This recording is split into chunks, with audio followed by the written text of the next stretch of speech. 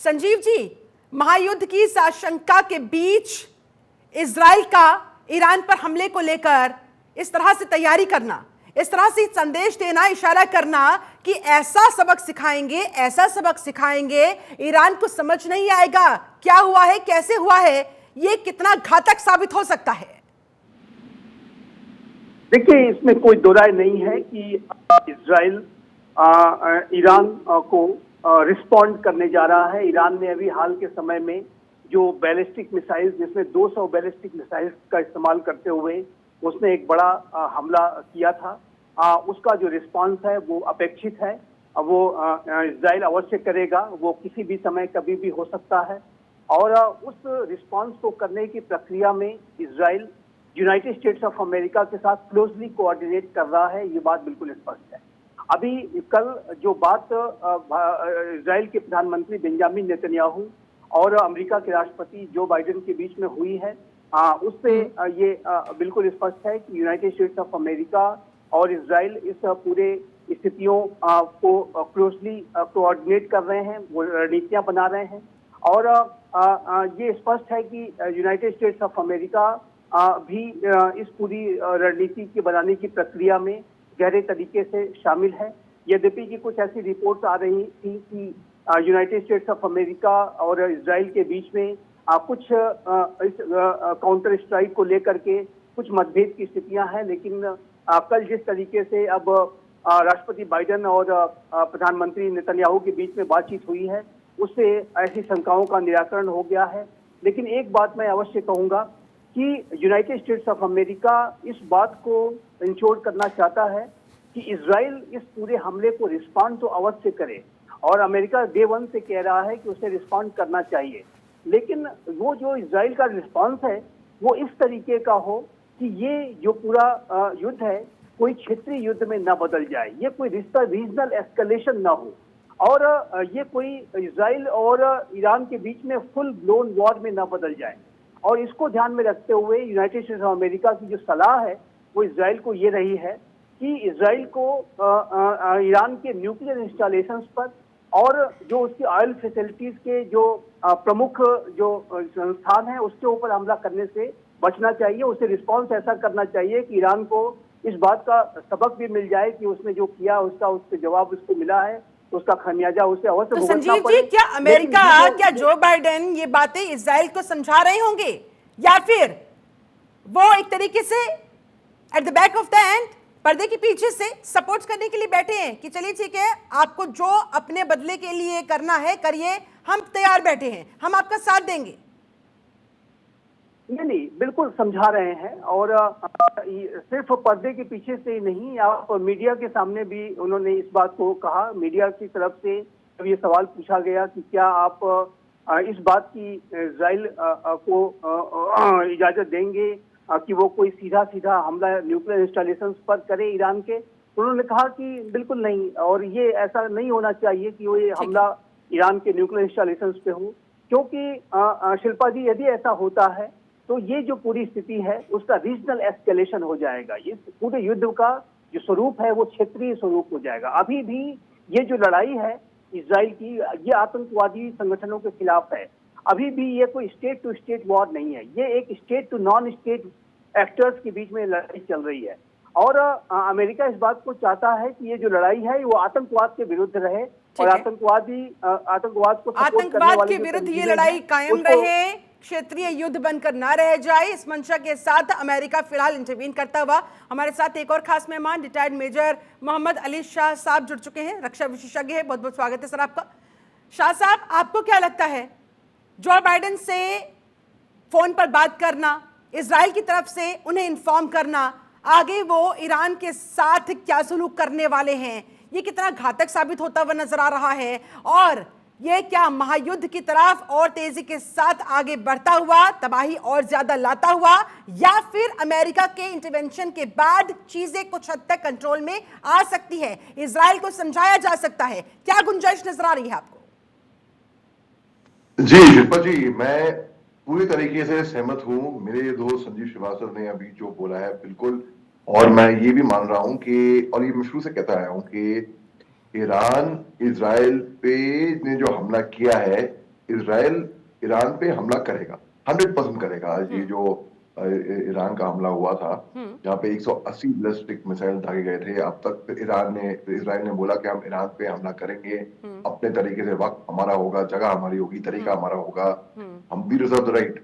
तो मैं ये कहता आया हूं कि इजराइल चुप तो नहीं बैठेगा, 100% इजराइल हमला करेगा, और वो ऐसा हमला करेगा जिसको किसी को खबर ना हो। बेसिकली इसको अंग्रेजी में बोलेंगे तो दे विल बी लाइक, वो यही कह रहा है कि ईरान को पता भी नहीं लगेगा कि क्या हुआ, कब हुआ, बस हो जाएगा। देखिए, मैं आपको 2 एग्जांपल देता हूं। मैं 17 सितंबर को एक वेब अटैक हुआ था, साइबर अटैक हुआ था, जहां पे वॉकी टॉकी पेजर लेबनान में हिजबुल्लाह के हैक करके उनको उड़ाया गया था। एग्जैक्टली। अब तक कोई ऐसा सबूत नहीं निकला है, ना किसी ने, कोई भी संगठन या कोई भी स्टेट या कोई भी एजेंसी कोई आगे नहीं आई है बोल के कि ये हमला किया है, हमने किया है। लेकिन सबको ऑब्वियस है, सबको लग रहा है, शक है, बहुत पूरी उंगलियां उठ रही हैं इजराइल की ओर। हालांकि इजराइल ने तो कबूल नहीं किया और वो करेगा भी नहीं, अगर उन्होंने करा होता तो क्योंकि अच्छा, फिर एक और आपको मैं एग्जाम्पल देता हूं। ईरान के राष्ट्रपति, उनका हेलीकॉप्टर क्रैश में उनका खात्मा, उनकी डेथ हो गई थी, ठीक है। उंगलियां उठी थी, केवल शक उठा था कि हाँ, हो सकता है इजराइल ने, क्योंकि वो टेक्नोलॉजी में अव्वल दर्जे के हैं, उन्होंने कोई फ्रीक्वेंसी हैक करके कुछ किया होगा। कोई सबूत है नहीं, ना उन्होंने, ना वो बोलेंगे ना, मगर ये ऐसा शक की नजरें पे है। वैसे ही ईरान पे कुछ ऐसा हमला होएगा जिनको मालूम नहीं पड़ेगा कि कौन, अब कोई दोषी भी नहीं कह पाएगा। अगर इजराइल डायरेक्ट आ गई, face to face, out of cover आ गई, और हमने क्या है, हम करेंगे अब जवाबी कार्रवाई, पहली बात तो अमेरिका इसको होने नहीं देगा, क्योंकि जैसे कि शरीफ श्रीवास्तव ने बोला कि वो एस्केलेट हो जाएगा एक फुल फ्लोन वॉर पे। अभी फिलहाल ठीक है, state actors versus non state actors में है, हिजबुल्ला, हमास, हुती, ये स्टेट एक्टर्स नहीं है अभी फिलहाल। तो देशों के बीच में फिर जंग हो जाएगी और फिर वो एस्केलेट हो जाएगा। तो इजराइल ऐसा हमला करेगा, कोवर्ट हमला उसको बोलते हैं। तो ऐसे में इजराइल और अमेरिका के साथ आने के बाद क्या ईरान डर जाएगा? क्या अपनी स्ट्रेटेजी में चेंज करेगा, थोड़ा सा बैक स्टेप लेगा? मुझे लगता नहीं कि ईरान भी डरने वाला है, इससे बैक स्टेप लेने वाला है। उनको मालूम है कि इजराइल हमला करे। देखिए, जब जंग होती है दोनों तरफ से, तो ऐसा नहीं है कि जंग हम ये करेंगे ये सोच के कि हम ही जीतेंगे, दूसरे वाले या कमजोर है हमारे से, ना ना ना। हमको मेंटली प्रिपेयर रहना पड़ेगा एक इक्वली पावरफुल, बल्कि उससे ज्यादा ताकतवर पावरफुल रिटेलिएशन से। तो ईरान को भी खबर होगी कि इजराइल की कैपेबिलिटी क्या है, कि वो क्या कर सकता है। और ईरान के हुक्मरानों को यह भी खबर होगी कि भाई देखिए, युद्ध इजराइल का लेबनान के साथ चल रहा था, हिजबुल्लाह के साथ चल रहा था, उनके खात्मे की बात हो रही थी, और इधर ये सारा का सारा जो फोकस था वो ईरान की तरफ डाइवर्ट हो गया है। देखिए, दरअसल असल में ये युद्ध 100 साल तक तकरीबन का है। लेबनान भी इसमें इन्वॉल्व था, तब ईरान भी इन्वॉल्व था काफी हद तक। तो फिलिस्तीनियों के साथ इजराइल लड़ा था, गाजा पट्टी में हमले हो रहे थे। फिर अल अक्सा मस्जिद में कुछ हादसा हुआ था रमजान के महीने में, रमजान के मुकद्दस महीने में, तकरीबन 7 अक्टूबर की घटना से उससे 1 साल पहले, तकरीबन 1-1.5 साल पहले 7 अक्टूबर को हमस ने हमला किया। तो फिर इजराइल ने बोला हम हमस को खाक में मिटा देंगे। उनने हमस पे हमले शुरू कर दिए। इन द बागेन क्या हुआ, उन्हें कोलैटरल डैमेज का करार दे दिया और 42,000 तकरीबन सिविलियंस, मजलूम बच्चे बुजुर्ग सिविलियन मारे गए इसके अंदर। उसके बाद फिर ये देखा नहीं गया, लेबनान से, हिजबुल्लाह से और हुती, वो भी इन्होंने कूदने की कोशिश करी। ठीक है। 17 सितंबर को हिजबुल्लाह ने के ऊपर एक हमला होता है, जो कि किसी को पता नहीं कौन करता है, लेकिन शक की नजरों में इजराइल है। अब वो फोकस हमस से हिजबुल्लाह पे आ गया। अच्छा। वो फोकस वहां से अब ईरान, जैसे आपने बताया, ईरान के ऊपर आ गया। तो ये कहीं full fledged, full blown war of 2 Nations ना हो, जैसे संजीव श्रीवास्तव साहब ने बिल्कुल बताया है। क्योंकि हमस जो है, हिजबुल्लाह जो है, बिहाइंड द कर्टेन्स अब तक जो वार हो रहे थे, पलटवार हो रहे थे, अब वो खुलकर सामने आने लगे हैं। तमाम देशों ने अपनी अपनी स्ट्रेटेजी अब क्लियर कर ली है कि अगर लड़ना है तो सामने आकर लड़ना है, बल्कि बकायदा ललकारा जा रहा है पहले से ही बताया जा रहा है हम ये करने वाले हैं, सतर्क रहिएगा, बच सके तो बच लें। देखिए, जो गरजते हैं वो बरसते नहीं, अच्छा। और जो बरसते हैं वो गरजते नहीं। लेकिन क्या इजराइल के साथ ही इसे इंप्लीमेंट किया जा सकता है, उसके ऊपर इसे लागू किया जा सकता है सर? ईरान में काफी उन्होंने बोला, वो 2-1 महीने से बोल रहा है। उनके जो सुप्रीमो हैं अयतुल्लाह खोमेनी साहब, उन्होंने बोला हम हमला करने वाले हैं इजराइल अच्छा। में किसी भी वक्त। उनके प्रेसिडेंट पेस्किन साहब ने बोला है कि नहीं, अगर ईरान हमला करेगी तो इसमें नुकसान ईरान को भी होगा, तो अपना नुकसान क्यों बुलाए। तो वो काफी टाइम से उनकी स्ट्रेटेजी मेरे को लग रहा था, जब हमला करने से पहले ये थी कि बस हम इजराइल को धमकी देते रहेंगे, की धमकी देते रहेंगे, उनको दबाव में रखेंगे। ईरान के पास क्योंकि न्यूक्लियर पावर प्लांट है और उनको भी खतरा है कि अगर उनके न्यूक्लियर पावर प्लांट पे अटैक हो जाता है तो रेडिएशन जो भी करेगा, अगर फर्क करे इजराइल करे तो, हालांकि मुझे लगता नहीं कि इजराइल उनके न्यूक्लियर पावर प्लांट को निशाना बनाएगा, उनके आसपास के इलाकों में उनको दबाव में रखेगा। और जी हाँ, आपने जैसे बोला कि क्योंकि 2 महीने से ईरान ये धमकी दे रहा है, तो ठीक ये है। ईरान के ऊपर भी इम्प्लीमेंट हो सकता है। चलिए ठीक है। अब संजीव श्रीवास्तव जी, आप इससे कितना इत्तेफाक रखते हैं? जो गरजते हैं वो बरसते नहीं है, लेकिन अगर यहाँ बरस गया इजराइल और उधर से फिर ईरान भी, अमेरिका तो इजराइल के साथ ऑलरेडी खड़ा ही हुआ है, तो ये कितना ज्यादा तबाही लाने वाला हो सकता है, भीषण हो सकता है? देखिए, इजराइल बरसेगा तो अवश्य, उसकी जो कार्रवाइयां हैं, जैसा कि हमने ईरानियन हमला देखा था, जिसमें कि अनेक मिसाइलें इजराइल के आसमान पे बरस रही थी, उस तरीके की का जो रिस्पांस है वो इजराइल करने जा रहा है, वो कभी भी किसी समय हो सकता है। लेकिन उसका जो स्वरूप है उस रिस्पांस का, वो इस तरीके का रखा जाएगा, वो एक लिमिटेड स्वरूप में होगा। संभव है कि ये कोवर्ट स्वरूप में भी हो सकता है। अब ये देखना होगा कि इजराइल उसे किस तरीके से रिस्पॉन्ड करेगा। लेकिन ये जो पूरा जो रिस्पांस है वो इजराइल इस तरीके से उसे मैनेज करने की कोशिश करेगा कि उसका जो इम्प्लीकेशंस हैं वो एक रीजनल वॉर में न बदल जाए, ये एक ऑल आउट वॉर, एक फुल ब्लोन वॉर में न बदल जाए। इस बात को इजराइल इंश्योर करना चाहेगा, क्योंकि इसकी जो सलाह है वो अमेरिका लगातार दे रहा है। क्योंकि यदि आप, शिल्पा जी, एक बात मैं स्पष्ट रूप से कहना चाहता हूं कि यदि इजराइल और ईरान के बीच में कोई फुल ब्लोन वॉर छिड़ जाती है तो यूनाइटेड स्टेट्स ऑफ अमेरिका को सीधा सीधा युद्ध के मैदान में उतरना पड़ेगा। और ईरान के विरुद्ध किया जाने वाला कोई भी इजरायली रिस्पॉन्स अमेरिका के कोऑर्डिनेशन के बिना संभव नहीं है, ये बात भी बिल्कुल स्पष्ट है। ठीक है। और इजराइल ने जो हमला तो कर दिया है, लेकिन अब अभी आप देख रहे हैं कि कल राष्ट्रपति बाइडेन ने प्रधानमंत्री नेतन्याहू से बातचीत की है। हालांकि ये बातचीत का जो अंतराल है थोड़ा लंबा था, लगभग 50 दिनों के बाद उन्होंने सीधी बात की। लेकिन जो इजराइल का जो सिक्योरिटी स्टैब्लिशमेंट है और यूनाइटेड स्टेट्स ऑफ अमेरिका का सिक्योरिटी स्टैब्लिशमेंट लगातार एक दूसरे के साथ जो है संपर्क में है और वो क्लोजली एक दूसरे के साथ मिल करके वो रणनीतियां बना रहे हैं। और ऐसे में अमेरिका इस बात को जानता है कि वो पहले से ही रशिया यूक्रेन युद्ध में परोक्ष रूप से, इनडायरेक्ट तरीके से इन्वॉल्व है, और यदि ईरान और इजराइल के बीच में कोई फुल ब्लोन वॉर छिड़ जाती है तो ऐसे में अमेरिका को सीधे उसमें इंटरवीन करना पड़ेगा। लेकिन इसी वजह से अमेरिका ये चाहता है कि इजराइल को रिस्पांस तो अवश्य करना चाहिए, लेकिन ये इस रिस्पांस फुल ब्लोन वॉर में न बदल जाए, इसको भी इंश्योर करना होगा। और मेरा ऐसा मानना है कि इसकी जो अमेरिका की सलाह के आधार पर इजराइल आगे इंटरवीन कर रहे हैं। संजीव श्रीवास्तव जी, ज़हन में सवाल आता है कि क्या सिर्फ युद्ध को भड़काने के लिए या फिर किसी डिप्लोमेटिक डायलॉग की भी गुंजाइश आपको नजर आ रही है? कोई देश बीच में आकर डायलॉग की पहल कर सकता है, बातचीत की गुंजाइश क्या अभी भी नजर आ रही है? देखिए, बातचीत की अभी कोई संभावना नहीं दिखाई देती। और मैं यहाँ पर ये अवश्य कहना चाहूंगा कि जहां तक इजराइल के ईरान के प्रति किए जाने वाले रिस्पांस का प्रश्न है, तो वो जो रिस्पांस है वो सीमित हो सकता है, कोवर्ट हो सकता है, उसका स्वरूप इस तरीके का होगा कि कोई फुल ब्लोन वॉर में ना बदले। लेकिन जहां तक इजराइल का हेजबोला के विरुद्ध कार्रवाइयों का प्रश्न है, तो आप देखेंगे कि ये कार्रवाइयां बहुत ही तेज गति से आगे बढ़ेंगी और हेजबोला के ठिकानों पर, हिजबुल्लाह के आतंकियों पर लगातार जो इजराइल के हमले जारी रहेंगे। और उसके बाद अगला निशाना हूती है।